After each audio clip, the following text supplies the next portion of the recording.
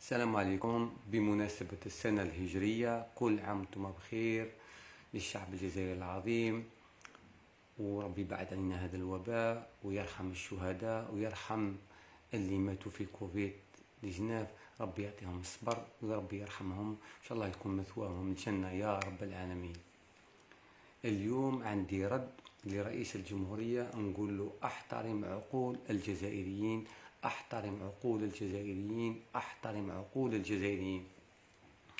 قال باللي اول خطرة في تاريخ الجزائر الفلاحة دير مداخيل تاع 25 مليار دولار.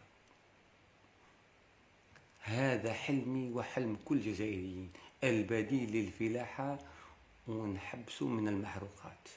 هذا حلمي وحلم كل جزائري، ولكن العقل ما تقبلش هذا المداخيل تاع 25 مليار. اسكو راحت عن طريق البر، عن طريق الجو، عن طريق البحر؟ ما شفناهاش. هذا ما تقبلها لا العقل، لا عقلي لا عقل الجزائري.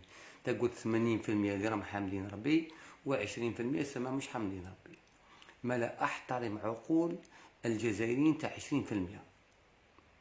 مع احتراماتي ل 80% ومع احتراماتي ل 20%. كلنا جزائريين وكلنا غيورين على بلادنا، وكل جزائري طموح باللي تكون البديل للفلاحة وليس المحروقات.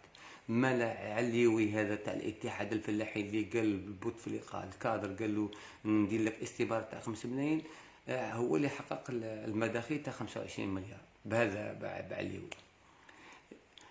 احترم عقول الجزائريين بهذا الارقام. احنا نطالب بارقام حقيقيه. كيفاش راحت هذا الفلاحه او البطاطا، هذا المنتوج كيفاش خرج؟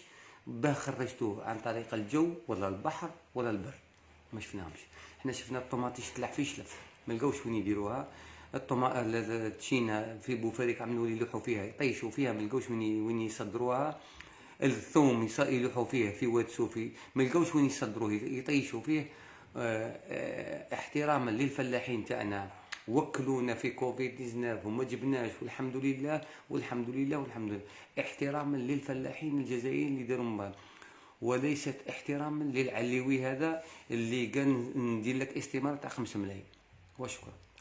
وما نزيدو نقول لكم باللي الكلام تاع يحيى اللي قال باللي نديرو في 2002 ولا 2004، قال باللي نديرو فينيات مده تاع مؤقته تاع عامين، راهي مجسته الفينيات تاعو الى يومنا هذا. حتى في عهدك انت راهي قاعده مجسته هذه الفينيات، طريق مكسره، وحنا نخلصوا في الفينيات كانت مؤقته تاع عامين ولات افي.